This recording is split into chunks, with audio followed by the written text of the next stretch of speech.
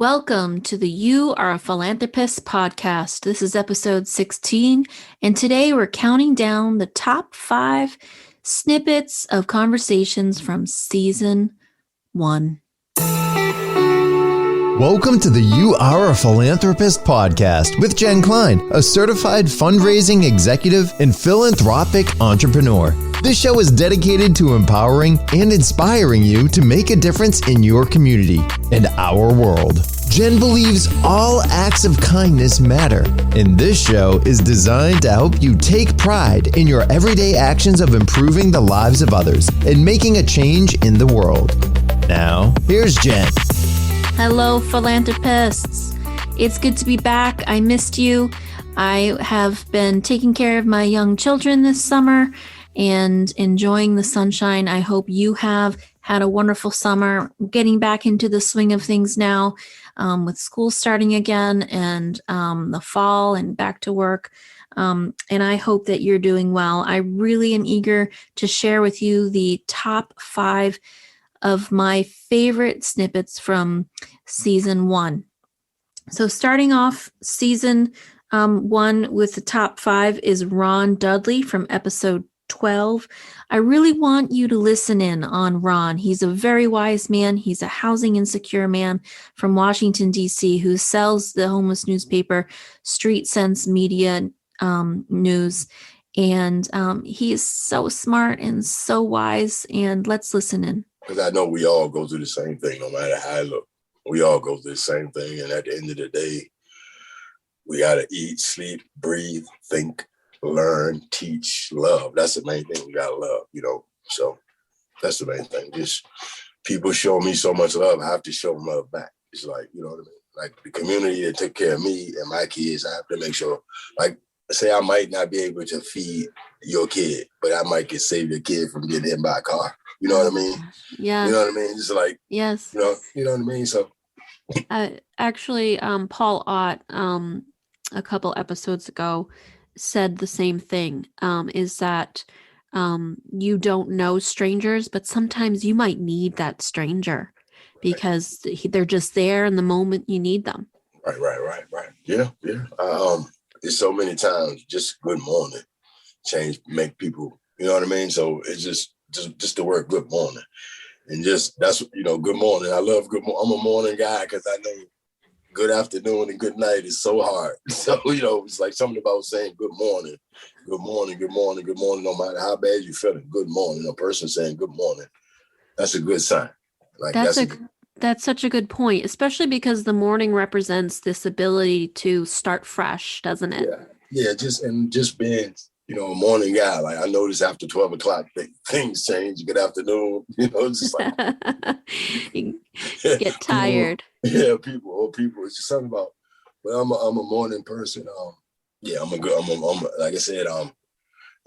But I just appreciate the people just speak because some people don't have to speak to you. A lot of people rush in, and so you don't want to judge people because they don't speak. Because you might make the wrong judgment. Because yes. I learned that because a person was deaf. I thought they had a problem, but they were deaf. You know what I mean? So you think they have a problem, but the whole time they're deaf. So you never know what people got on their mind. So just don't judge them because I always know like if 10 people don't speak, 100 people are. So you up 90. You know what I mean? So that's true. You know what I mean? So because if you and I tried that, there's people that haven't spoke for 6 years and they mean that. So they'll rather speak to a dog before they speak to me. But if I worried about that, I wouldn't be still selling paper. They'll be in control of me. So I still speak to them, even though I know they don't speak. You know what I mean? So that's amazing. I'm gonna still speak, even though, you know what I mean? So I still speak. So because that's beautiful. Because coming to work make me feel good and make me feel happy. Yeah. If you don't speak and I try to focus on that, it could bring me down. If I'm down, then everybody could be down. You never know. So it's like uplifting. I just want to be uplifted and uplift the people too. So, but I know just a good morning can take you far, man. A good word, a positive attitude, just, and being real too. Just being real. And like I said, I know I still sold the paper when I didn't make any money. That's how I know I loved it. I was like, okay, when you love something, if you do it and don't care about the money, because, and like I said, a lot of times you got people with cups shaking, you got panhandlers around you. I had to get in the panhandler shoes. And you know what I mean? I had to get on the ground with them to see why you're doing this. I had to look at these people. Instead of judging them, and I had to really, okay, because I got a place to live, but I do know what it's like to not have. You know what I mean? So it's like you don't want to judge people by you don't want to say the wrong thing, but still you want people to treat other people with respect. Yeah. Just because you're shaking the cup, that don't mean you're right. You know what I mean? It's like nobody, you know what I mean? It's like we want to respect each other. Awesome. So Ron, our last guest was actually 9-year-old girl, and she shared about her inspiration to give to other people, particularly to her local food pantry. And we talked about the power of a smile. And I was particularly thinking about the power of a children's smile. I'm just curious if you have any thoughts on that. Man, I love seeing children smile, because if the children smile and the parents smile most of the time, because somebody got to teach them that. Somebody, because like I said, a smile because I tell you, when you're feeling down, you see a smile on a person's face, it can uplift you. It can lift you up. It could change because you might was going to commit suicide that day. Yeah. But a person said the right thing to make you smile or change your attitude, because that's what happened to me. So when I'm on my way to work some days, it's like when you walk into work, a person offers you a ride, but you say no because you appreciate the fact that you have everything that God gave you. You're not trying to be disrespectful. You just appreciate your feet because people in wheelchairs.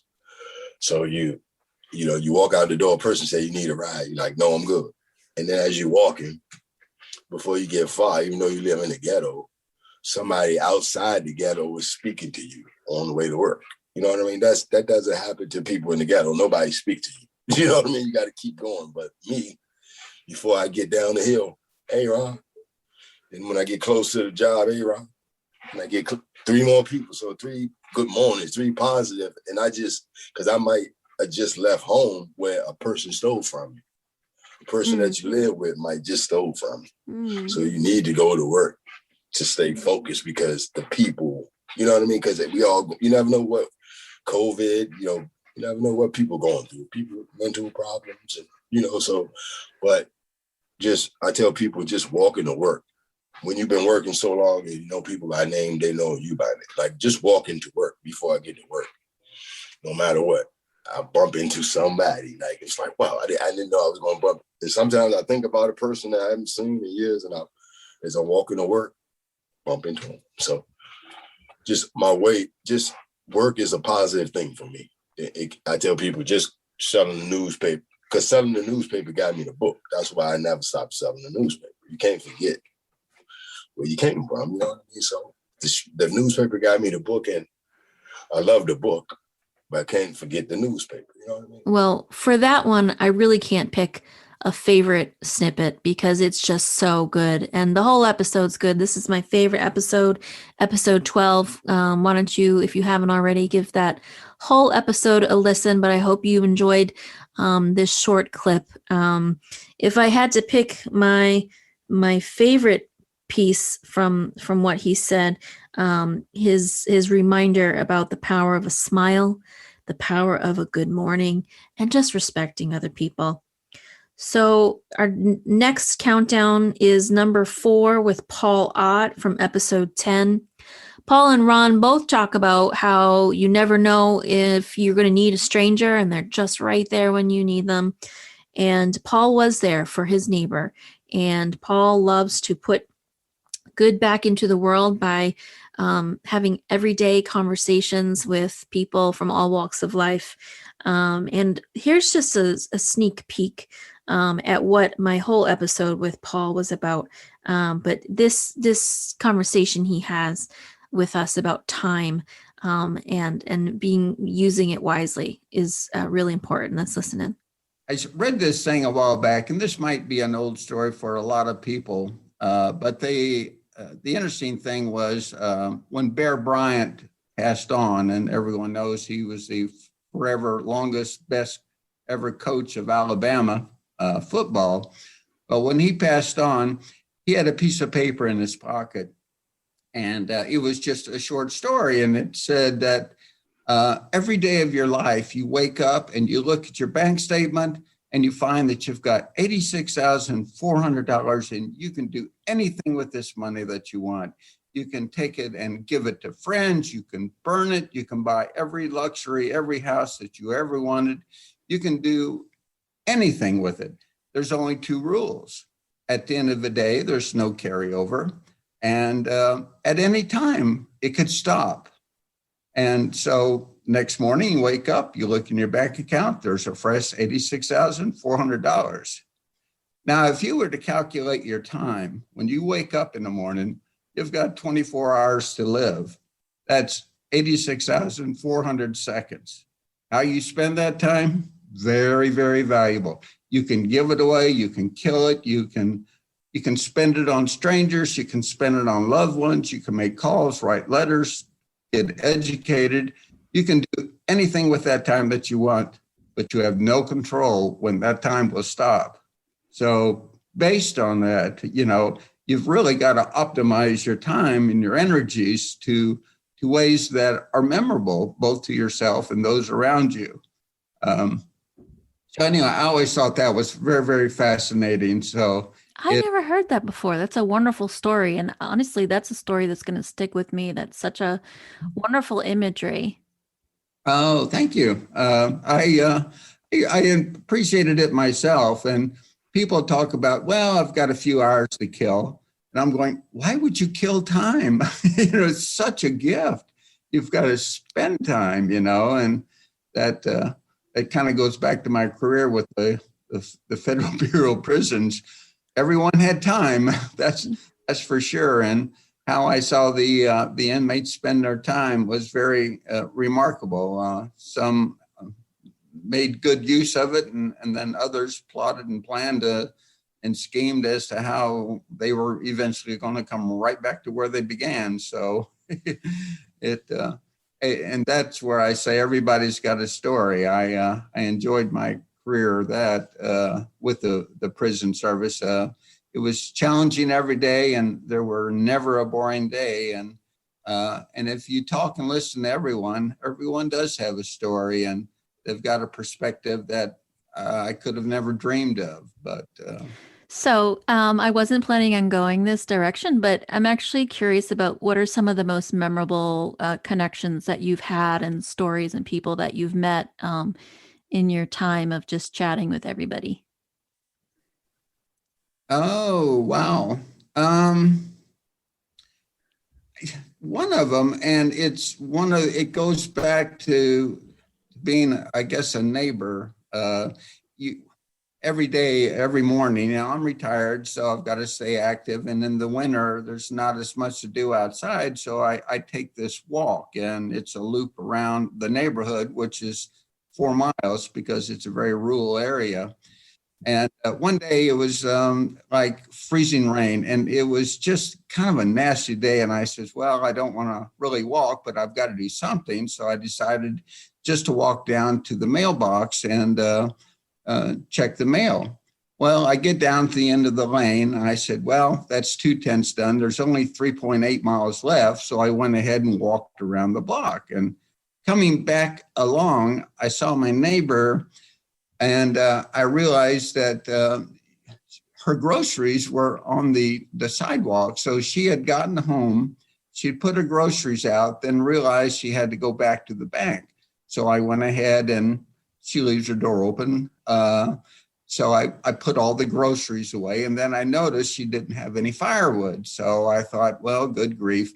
So I walked on home. I got my gator out. I went up and I filled it up with firewood, and I was going to take it back down and start her fire because she, the house was getting cold. As I got down to the end of the lane, I looked up, and there was her car upside down. She had come too fast. Maybe the road was a little icy or something. I don't know, but the car had done a 180-degree flip, so that it was now facing back the way it had come, but upside down in a rain swollen ditch. So rushing over, I realized that she is inside, and the seatbelt is restricting her breathing. So race back home, get a razor, come back down, cut the seatbelt, stay with her after calling 911. And it was just one of those, this would have never happened had I decided not to walk and decided not to go up and take care of her groceries and do things like that. If she had remained where she was, I don't think it had been a pleasant ending. So, oh my gosh, Paul. Yeah, I didn't know that. Now you're making me tear up. That's amazing.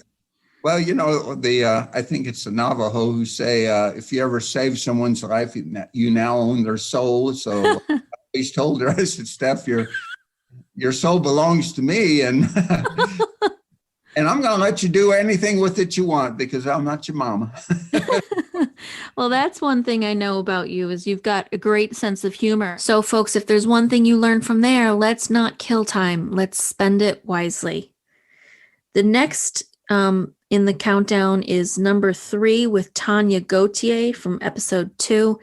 I pulled down a huge chunk of my conversation with her because some people think to themselves and say to others, I'd really like to start a nonprofit. I'd really like to do something that's impactful in the world.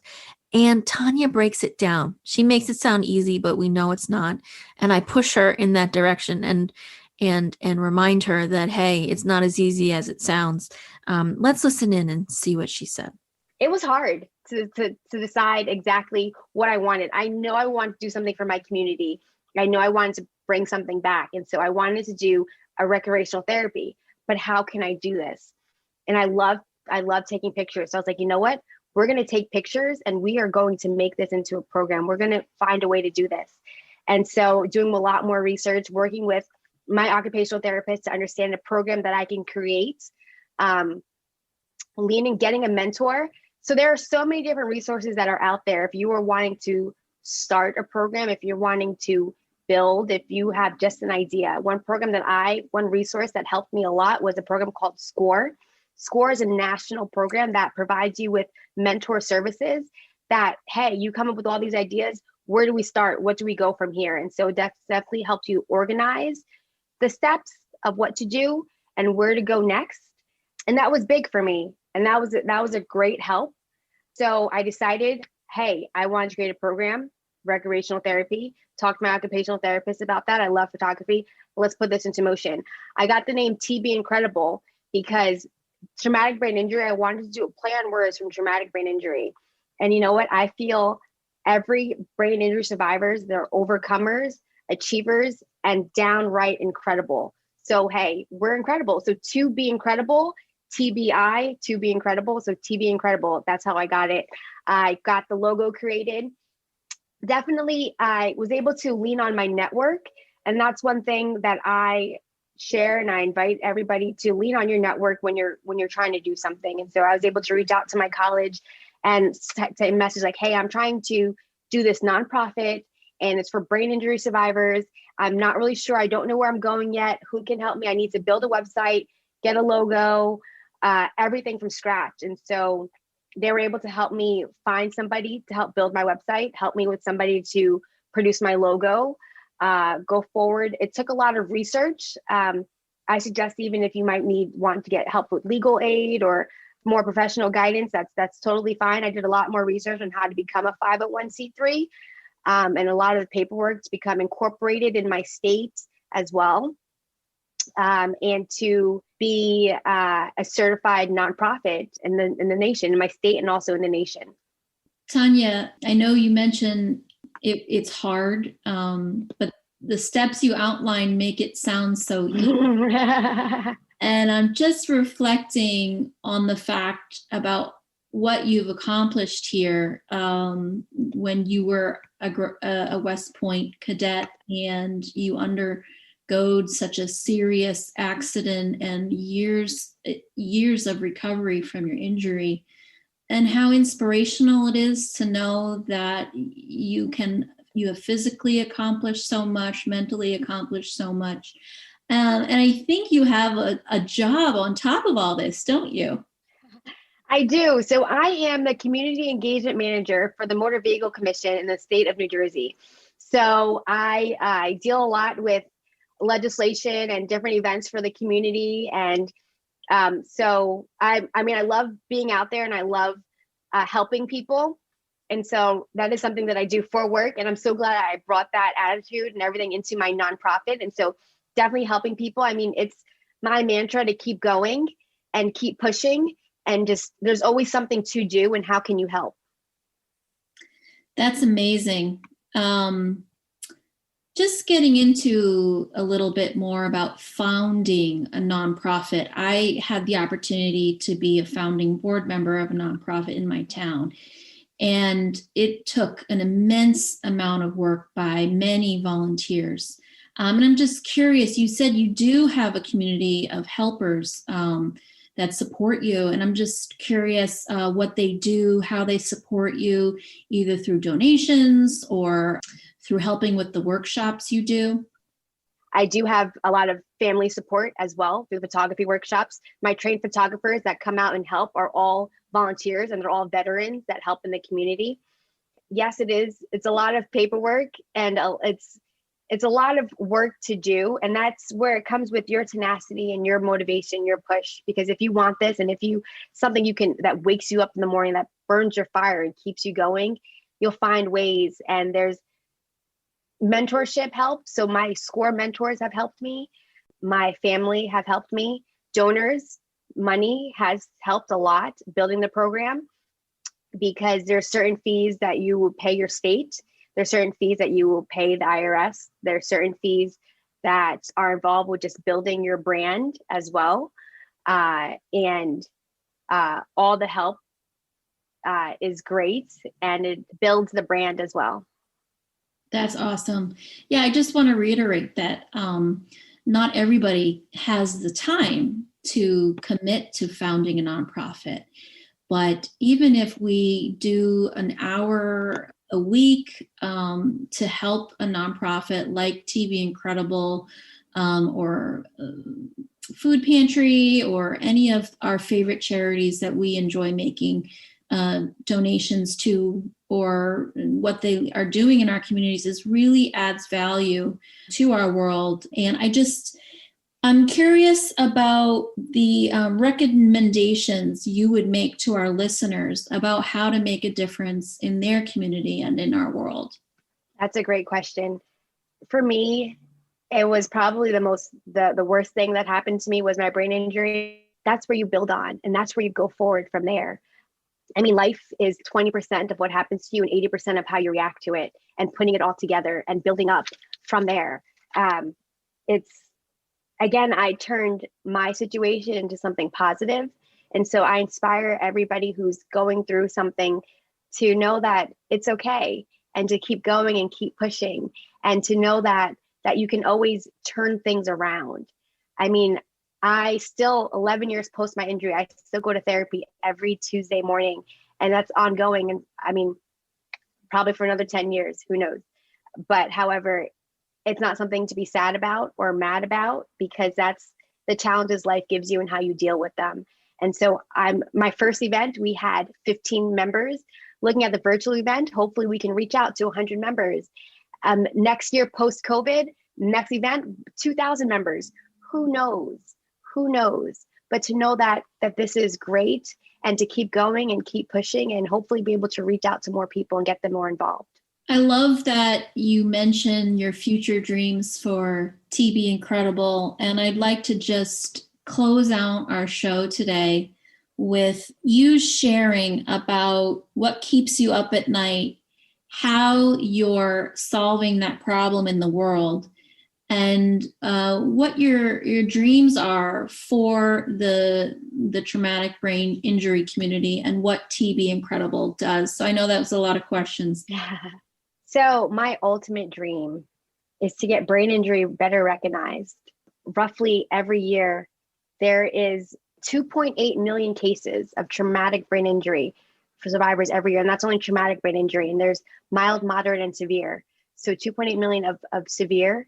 So there's many people that are brain injured. And so to understand the challenges that we all face, and it's the most invisible handicap there is, but we still go through it and we're still managing. I would love for insurance companies to allow more programs to go forward and to be funded, and people can participate in them. Because as one of the most invisible handicaps, there's no real book or blueprint on how to fix this or what do you need, and it all pertains to each person, and the recovery rate is different.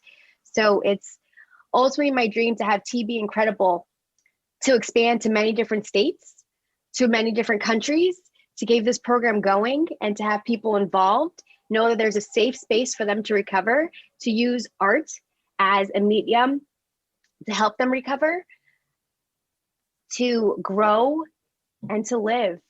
Wow, Tanya, that is a beautiful vision for what you see for the traumatic brain injury community. And I'm so hopeful that the listeners of this podcast today are going to help you and going to help you see your vision. And I just want to remind everybody to go to the website tbincredible.com. And if you feel like this has made a difference in the traumatic brain injury community, and this is an area that you feel you can make a difference in too, I ask you to support them by going to tbincredible.com/donate. And Tanya, you're an inspiration. I'm so thankful that we connected, and I hope to get an update from you weeks ahead from now, hearing about that greater vision that you had. Thank you. That it would be accomplished. But for now, it's amazing what you've done. It's amazing what you started from scratch. And just as somebody who is just a citizen of the world, I want to thank you for making a difference for people who really need it. Thank you. If there's anybody who's inspirational, it's Tanya. She's a United States Military Academy at West Point graduate. After having a really traumatic brain injury while at West Point. And if there's anybody who can overcome, she's one we can look to for inspiration. Number 2 in the countdown is John Fisher. This was very insightful and very relatable to right now. I'm not going to say anything further. I'll wrap it up at the end, but I'm hoping you understand how impactful this really is. I've always liked to see people's passion. What are you passionate about? And are you working toward that passion? And I think if all of us were to, there was a statement years ago by President George Herbert Walker Bush, and he called it the 1,000 points of light. Well, those 1,000 points of light are each person in your community who is just trying to do the one thing that they're passionate about. And whether it be Little League or whether it be in my situation, the Delaware Valley School Board. But if you're doing that thing that you're passionate about, the world becomes a better place. And when you realize that the vast majority of people are good, hardworking people looking to make a better life for themselves, it's a wonderful thing, because when you look at the news, you would think the world is falling apart. Everyone is hating each other, and everyone is mad and angry. And it's just not true. When you get around people and you find out what they're passionate about, you realize how much good there is in the world.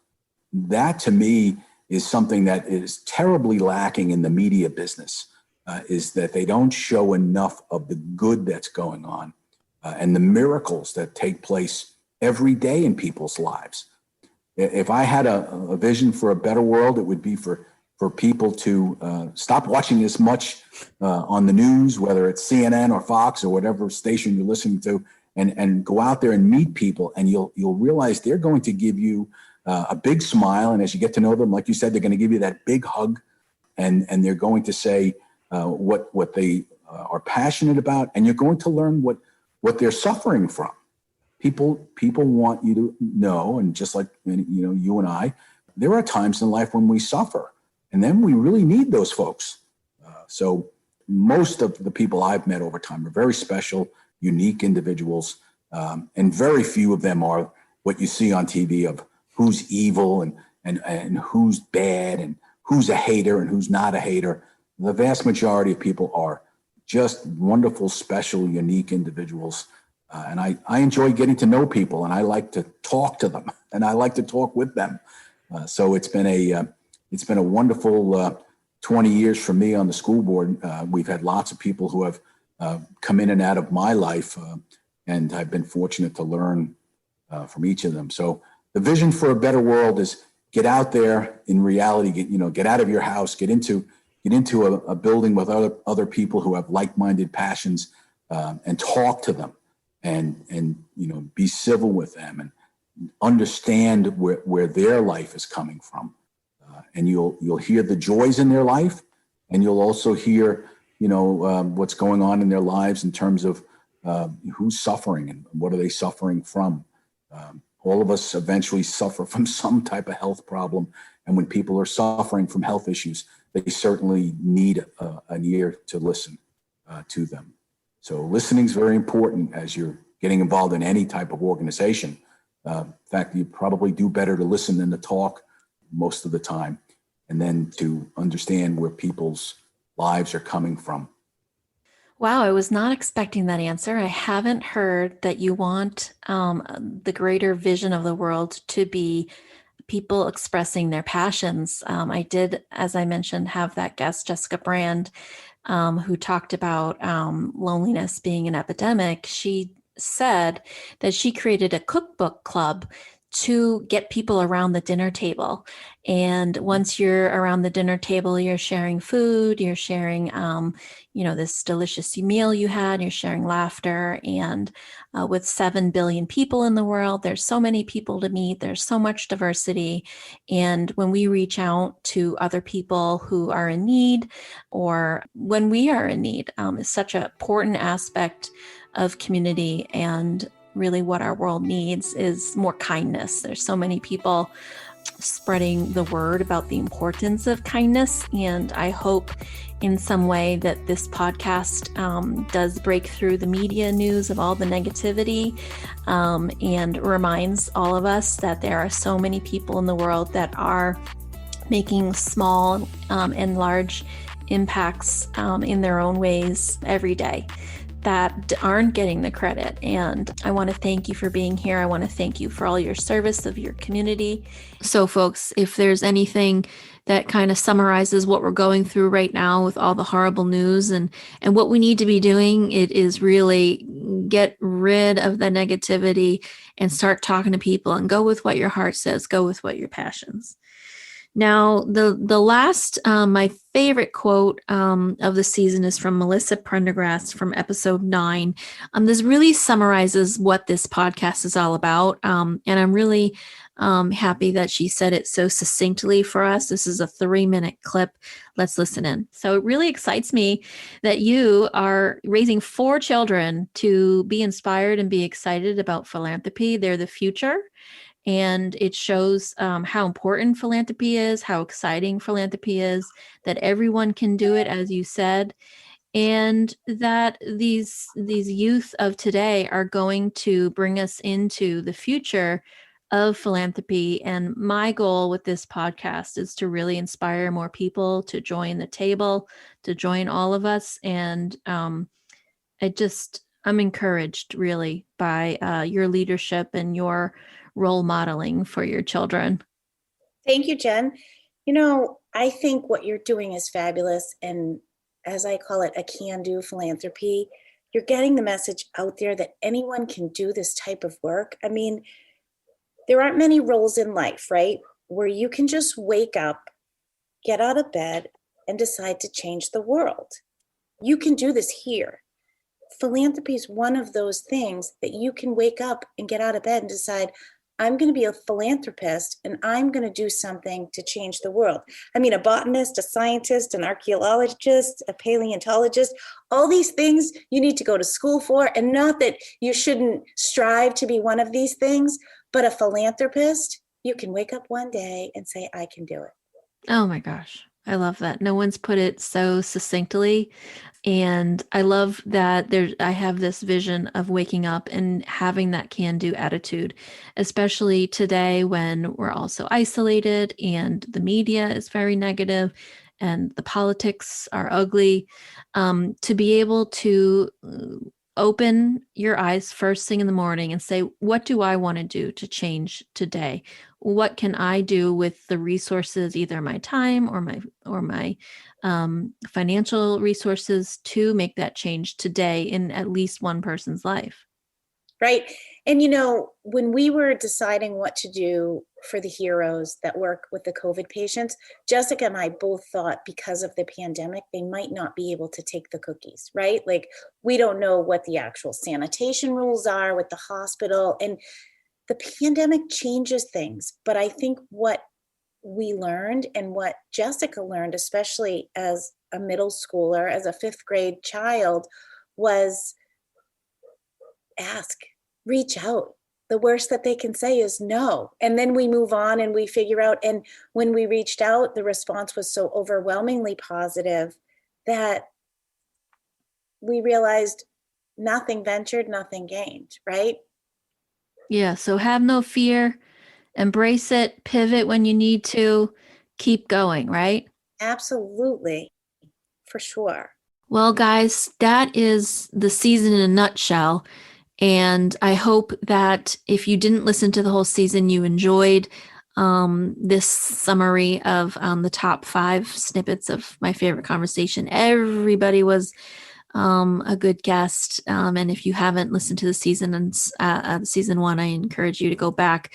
If you enjoyed this, I hope that you would rate, review, and subscribe and share and tell your friends about it. This is really important work that we're doing together, you as my listener and me as the host, but most importantly, our guests. They're really feeding us with all this positivity. Let's keep it going. So share this, and you can also reach back out to me. I'd love for you to email me at jklein, JKLEIN, at youarephilanthropist.com. Thank you so much for listening. I can't wait to show you season 2. It's coming out in a few weeks. I will surprise you with my new guests that season.